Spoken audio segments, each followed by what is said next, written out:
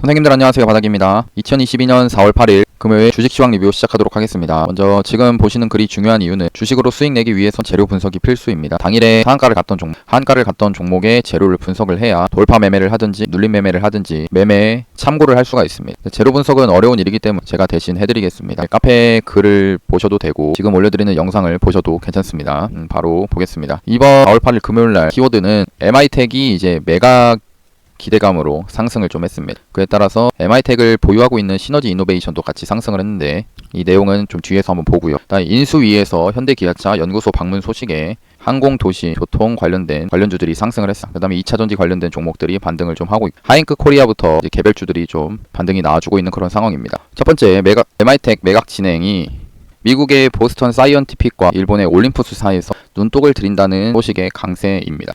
이 매각을 하려고 하는 회사가 미국과 일본 회사로 해외 업체에서 인수를 생각을 하고 있다라는 그런 이슈로 상승을 했는데요. 해외에서 인수하려고 하는 이 모습에 MI텍의 기술이 좋다라는 그런 증거가 나오면서 좀 오늘 상한가를 좀 갔습니다. 그래서 관련으로는 MI텍과 시너지 이노베이션이 있는데 잠깐 차트를 보면 MI텍 같은 경우에는 원래 이전에 상승을 했던 이유가 이때 이렇게 상승을 좀 했었는데요. 상승했던 이유가 윤석열 당선인이 재활 로봇 관련하여 공약을 내면서 MI텍이 수혜를 받아서 주가가 상승을 했었는데 최근에 이제 상한가를 가면서 주가가 5,000원대였던 이 주식이 11,000원 거의 2배 상승을 했던 그런 모습을 보여주고 있습니다. 그 다음에 이제 시너지 이노베이션인데요. 시너지 이노베이션 같은 경우에는 그동안에 이런 120선을 돌파를 하지 못했다가 금요일 날에 주가가 상승을 하면서 이런 120선을 다시 한번 돌파를 해주는 그런 모습입니다. 아직까지는 이런 저항대들이 많이 작용을 하고 있기 때문에 이 저항대를 뛰어넘어 주는지 확인을 하고 매매를 하면 좋을 것 같은데 현재 MI텍 같은 경우에는 이제 매각 기대감으로 주가가 계속 상승을 하고 있고 만약 이번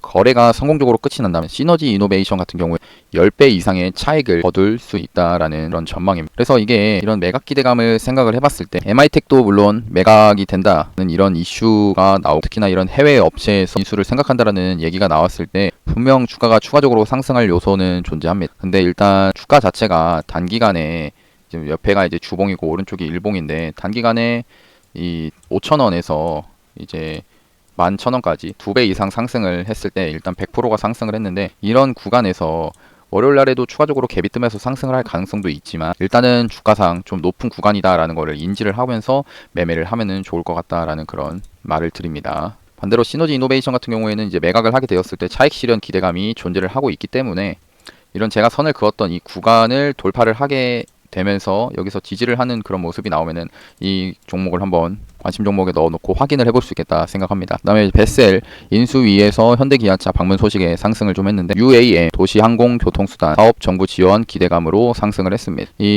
앞서 안철수 인수위원장이 기술연구소 방문을 한다라는 소식에 이제 긍정적인 소식으로 상승을 했는데요. 일단 서울에 사시는 분이나 뭐 어디든지 교통체증이 이제 많이 납니다. 그래서 이거를 미래에 있을 만한 얘기지만 결국에는 이제 도심, 항공, 교통 같은 이런 영화에서나 나올 법한 그런 내용이 이제는 미래의 먹거리가 될 수 있다라는 그런 내용입니다. 이게 정부 정책으로 엮여서 추가적으로 좋은 모습이 나올 수 있겠다라고 생각을 합니다. 베셀 같은 경우에는 최근에 UAM 관련 국책 과제를 수행한 바 있다라고 합니다. 그리고 세 번째로 2차전지 배터리 관련주가 좀 상승을 했습니다. 최근에 LNF가 좋은 모습을 좀 보여줬었는데요. 그 전에 잠깐 베셀 차트 한번 잠깐 보고 가겠습니다. 베셀 같은 경우에는 금요일날 이런 식으로 상승을 했는데 제가 이제 베셀을 좀 매매를 했었습니다. 베셀을 제가 여기서 이제 매수를 한 뒤에 들고 있다가 올라갈 때 이제 한 20% 먹고 정리를 하게 되었는데요. 매매를 했던 방식 자체는 기존과 동일하게 이런 식으로 4등분선을 그어가지고 이 가운데 구간에서 이제 매수를 한 뒤에 올라갈 때 정리를 했던 그런 방법입니다. 3분봉으로 봤을 때 중간에 이제 한번 절반 매도하고 그 위에서 이제 최종 매도를 하면서 끝을 냈습니다. 제가 이제 멤버십 회원님들한테도 얘기했던 내용이 있었는데 이게 제가 이제 관심 종목으로 선정을 했던 이유가 이때가 상한가를 갔습니다. 상한가를 가고 그 다음 날에도 윗골이 달리면서 추가적으로 상한가보다 거래량이 많이 터진 그런 모습이 나왔는데 이런 거를 제가 이제 좋은 종목이다라고 한번 말씀을 드렸습니다. 그래서 특히나 이 종목 같은 경우에는 이런 바닥 구간 이 지지를 할 만한 구간이 있죠. 뭔가 주가가 상승했다가 떨어지더라도 이런 구간에서는 계속 지지를 하는 그런 모습이 나옵니다. 그러면 개인은 이런 모습을 보면서 주가가 더 이상 떨어지지 않는구나, 여기서 세력이 지켜주는구나 생각을 하면서 윗 구간에서 매매를 한다는 겁니다. 이런 위에서 매매를 하는데 근데 세력도 여기서 지지를 하면 계속 이런 구간을 깨지 않고 주가가 지지를 하고 있으면 개인들이 들어온다라는 거를 인지를 하고 있습니다. 그래서 일부러 이런 모습이 나오고 난 뒤에 더 이상 빠지지 않을 것 같은 모습을 난 뒤에 의도적으로 이런 음봉을 떨어뜨리면서 주가를 떨어뜨리면서 이 지지선을 깨는 그런 모습을 만들어 주는데요. 저는 그래서 가장 좋아하는 모습이 이렇게 위에서 버티면서, 그러니까 일부러 지지 구간을 만들면서 버티는 척하는 그런 모습이 나오다가 이 빠질 때, 이 음봉으로 빠질 때 거래량이 아예 안 터지는 이런 모습 있죠. 이런 모습을 정말 좋아합니다. 그래서 이런 음봉이 나오고 할 때 그냥 편하게 매수를 해서 뭐 추가 매수를 하고 하면 좋겠지만 그러지는 못했습니다. 매수해서 올라가게 되면은 정리하는 식으로 그런 매매를 좀 짜게 되었고요. 기산텔레콤 같은 경우에도 이제 뱃셀보다 약하지만 그래도 같은 관련주로 해서 상승을 좀 하고 있는 그런 모습입니다. 2차전지 세 번째로 이제 배터리 관련주들 LNF를 잠깐 보면 최근에 단기간에 그동안에 이제 앞에서 크게 상승을 했다가 이제 빠지는 모습이 나왔었습니다. 주가가 계속 하락을 했던 모습에서 여기서 쌍바닥을 만든 뒤에 주가가 추가적으로 상승을 했는데 이 상승에는 아마도 테슬라의 주가 급등에 따라서 이 배터리 관련 수혜를 좀 받은 그런 모습이라고 생각이 듭니다. 그리고 일단 수급 자체도 보시면 외국인 기관이 계속 들어오고 있는 그런 좋은 모습을 보여주고 있습니다. 그러면 이제 최근에 저런 2차전지 관련된 종목들이 왜 이렇게 하락을 했나를 봤을 때 뭐 다양한 이유들도 있을 겁니다. 근데 하나를 보면은 한동안 이제 테슬라에서 LFP라고 리튬 인산철 배터리를 이제 테슬라에서 사용을 하면서 LFP 배터리에 잘못 썼는데요. 수정을 좀 했습니다. NCN이라고 니켈, 코발트, 망간 타입의 배터리의 활용이 감소해서 2차전지 종목들이 하락을 했던 그런 모습이 있습니다.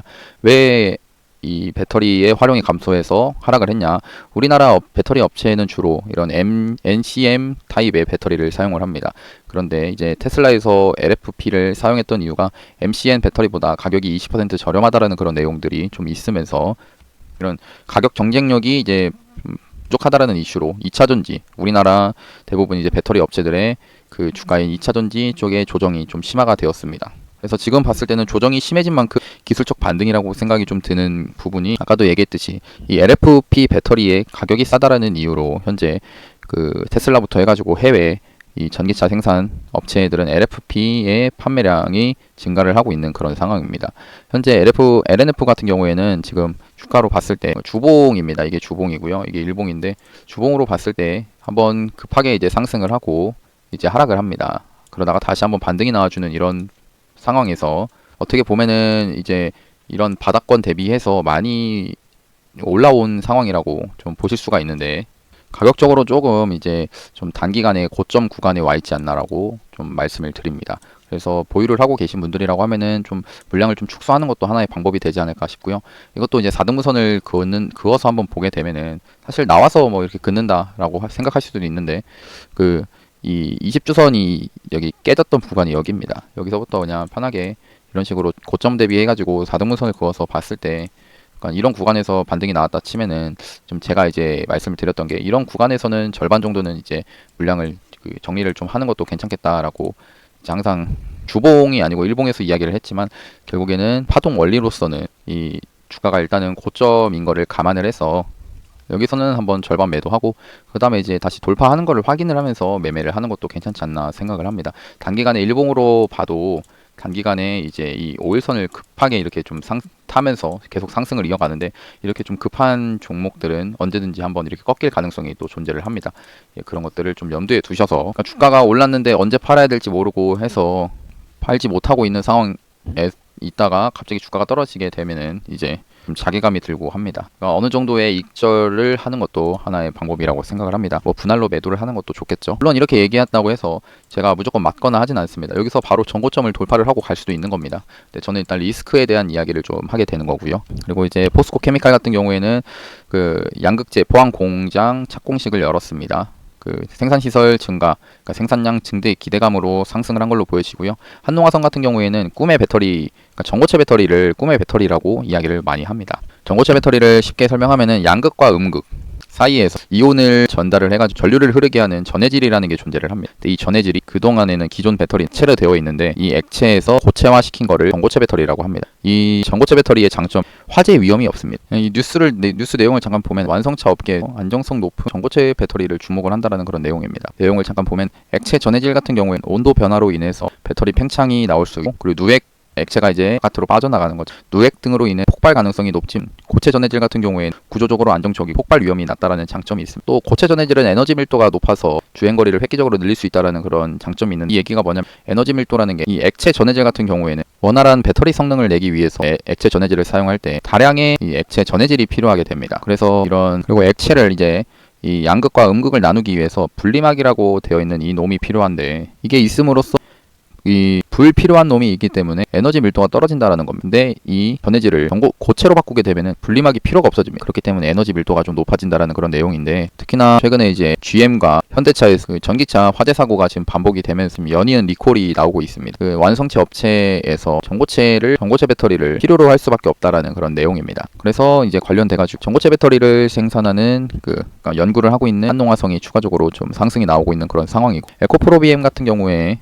5천억 원 규모의 유상증자 계획을 발표를 했습니다. 유상증자라고 하면은 대부분 이제 악재로 받아들여질 가능성이 큰데, 이게 유상증자를 했던 목적에 따라서 주가의 반응이 좀 달라지긴 합니다. 일단 에코프로비엠 같은 경우에는 해외 진출을 위한 발판을 마련하기 위해서 유상증자를 하게 됐고, 지금 시장에서는 유상증자를 했음에도 주가가 상승을 하는데, 이 해외 진출을 위한 발판이다라는 그런 목적 때문에 시장에서 좋은 모습이 만들어지고 있는 것 같습니다. 그래서 하나씩 보면은 포스코 케미칼입니다. 포스코 케미칼, 최근 2차전지 관련된 종목들이 이렇게 5일선을 타면서 주가가 추가적으로 상승을 하고 있는 그런 모습이고요. 다음은 한농화성입니다. 한농화성 전고체 배터리 관련된 종목이고, 최근에 이제 120선 금요일날 좀 돌파를 해준 그런 모습이고요. 일단 주가 자체는 아직까지는 이제 특정한 저항 구간들을 돌파를 해주는 그런 모습까지는 안 나오고 있습니다. 그래도 일단 시세가 거래대금이 좀 터지는 그런 모습이 있었기 때문에 관심 종목으로 확인을 좀 해봐야 되고요. 전고체 배터리가 좋다라는 거는 아는데, 근데 이게 개발이 되려면 상용화가 되기 위해서는 한 10년이라는 시간이 필요하다라는 내용도 있습니다. 워낙에 이제 상용화를 하기가 어렵기 때문에 이런 내용이고요. 에코프로 BM도 유상증자를 했음에도 추가적으로 주가가 상승을 하고 있는 그런 상황입니다. 전체적으로 봤을 때 일단 LNF가 움직임이 좀 화끈하게 대장처럼 움직인다라고 저는 좀 생각을 합니다. 그러니까 상승을 크게 하고 하락을 했지만 빠르게 주봉상에서 이런 쌍바닥을 만든 뒤에 바닥을 두 개 만든 뒤에 바로 급하게 가장 빨리 상승을 했던 모습이고, 전체적으로 이제 에코프로 BM도 이제서야 이제 같이 이렇게, 그러니까 LNF랑 따라서 이렇게 상승을 하고 있는 그런 모습이고요. 근데 그래도 LNF보다 좀 부족하다라는 게 이런 전고점 근처까지 이제 도달하지 못했다라는 그런 내용이고, 한농화성은 뭐 다른 거니까 좀 다시 달리 말하고, 이 포스코 케미칼 같은 경우에는 이런 고점 구간을 아직까지 회복을 하지 못했습니다. 그러니까 LNF가 좀 대장의 모습이라고 저는 생각을 좀 합니다. 근데 아까 말했죠, LNF가 만약 그 고점 구간이기 때문에 좀 꺾일 수도 있는데, 이게 꺾이게 되면은, 이게 좀 떨어지게 되면 다른 이런 종목들도 떨어질 가능성도 있다라는 것을 염두에 두면 좋겠습니다. 근데 개별주로는 이제 하잉크 코리아가 상한가를 갔고요. 이게 며칠 전, 어제인가요? 이틀 전에 모바일 간편 결제 서비스 바로다 사업으로 해가지고 추가적으로 상승했는데, 오늘도 상한가를 갔습니다. 뭐 상한가를 갈 만한 재료인지는 모르겠는데, 그래도 일봉상의 차트는 좋아 보이더라고요. 룽투코리아는 전날에 마이너스 29% 조정에 따라서 기술적인 반등이 나왔다라고 생각을 하고, 게어젠도 재탕 뉴스입니다. 3월에 벌써 발표된 FDA 승인 이슈인데 오늘도 추가적으로 그냥 상승이 나왔고요. 탑코 미디어 같은 경우에는 웹소설, 이것도 이틀 전에 나왔던 내용이고요. 이 웹소설 플랫폼과 웹툰 플랫폼이 합병을 하면서 합병 기대감으로 상승을 좀 했습니다. 그리고 NHN벅스 같은 경우에는 싸이월드가 이번에 앱을 출시했는데, 현재 시장에서 사람들의 반응이 좋아가지고 주가가 추가적으로 상승을 하고 있는 그런 모습입니다. 관련주들을 보면은 하잉크 코리아입니다. 일단 일봉을 봤을 때 이 저항 구간을 돌파를 해준 거는 좋은 모습이라고 저는 생각을 좀 하고요. 그 다음에 여기다가 적어놨던 내용이, 이 웹소설이나 웹툰 같은 게 현재 사람들이 핸드폰을 많이 보고 하면서 이용을 되게 많이 합니다. 그래서 저는 장기적으로 괜찮은 섹터라고 좀 생각을 하고요. 그래서 얘를 이제 관심 종목 첫 번째로 한번 좀 넣어볼 생각입니다. 그러니까 일봉상에서도 지금 이런 1차 상승 구간이 모습이라고 저는 생각을 합니다. 최근에 이제 돌파를 해준 그런 모습이고요. 합병 기대감도 있기 때문에 이게 이제 이런 식으로 떨어지게 되면은 이제 충분히 한번 매매를 해볼 수 있지 않을까라고 생각을 하면서 보고 있습니다. 그다음에 룽투 코리아도 일단 아까 말했듯이 전날에 29% 마이너스 29% 빠지면서 이제 시작을 했고요. 대주주 지분 매도 이런 얘기로 이제 하락을 했는데 일단 바로 이렇게 기술적인 반등이 나와준 모습입니다. 일단 뭐 추가적으로 움직임을 더 확인을 할 생각이고요. 그다음 케어젠도 추가적으로 계속 상승을 하고 있는 그런 모습이고요. FDA 승인 이슈로 해가지고 추가적으로 계속 상승이 나오는 건데, 근데 이 주봉이나 일봉이나 모습은 좋습니다. 어떤 얘기냐면은 그동안에 이런 매집을 했던 구간을 돌파를 해주는 그런 모습이 나왔기 때문에 이런 종목들은 주가가 떨어질 때 매수를 하면은 실망은 안 시켜줄 것이다라고 저는 생각을 합니다. 그래서 케어젠을 좀 관심 종목으로 넣어 놓겠습니다. 1차 상승 구간, 1차 상승을 돌파를 했던 그런 종목들을 좋게 생각을 합니다. 탑코 미디어도 이제 웹툰 플랫폼 이런 것들 나중에 그러니까 장기적으로 좋은 섹터라고 생각을 하는데 일단 좀 고점 구간이니까 이게 조정이 왔을 때를 한번 보도록 하겠습니다. NHN 벅스도 이제 싸이월드 앱 이제 출시를 하면서 그런 기대감으로 해가지고 얘가 상승을 좀 한 그런 모습인데, 근데 기술적인 반등이라고 저는 생각을 좀 합니다. 하락 종목들을 잠깐 보면은 KG그룹에서 쌍용차 인수 소식에 급등을 했다가 지금 조정이 나오고 있고요.